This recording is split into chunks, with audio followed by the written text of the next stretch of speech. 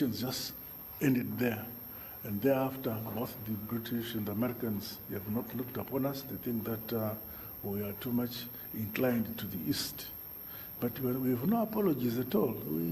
We feel we are better in relations with people who also respect us, not persons who look down upon us. So we are very happy to be here. And we are anxious to actually have our relations more comprehensive and consolidated between ourselves. Yes, we are a very advanced country, but there's a lot that we can learn from you. There's a lot that we can benefit from that relationship.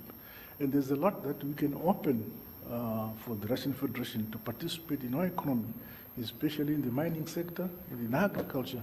There's a lot that we can afford for you to participate.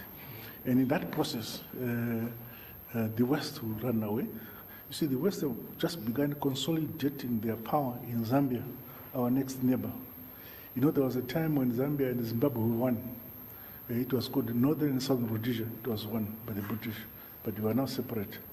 And the Americans are consolidating their power in that country, both in terms of security and in terms of financial support to Zambia, to make sure that we feel lonely.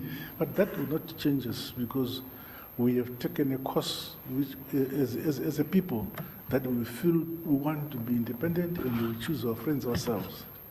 And besides, we are independent today because most of us in the leadership trained here during our war of liberation. We got our independence because we were supported by yourselves here, and you don't forget that history, and you've stood by us.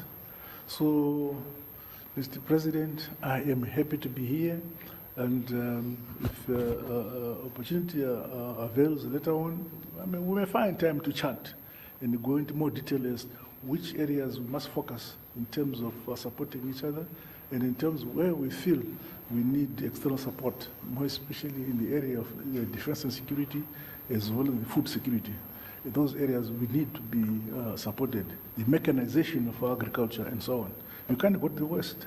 We have to come here, because the West would want to see us down. They support our neighbors, Zambia and Malawi, very heavily. But in spite of that, Zimbabwe's economic growth is the fastest growing economy in the region, in spite of us being isolated by the Americans. So, Your Excellency, I'm very happy to be here.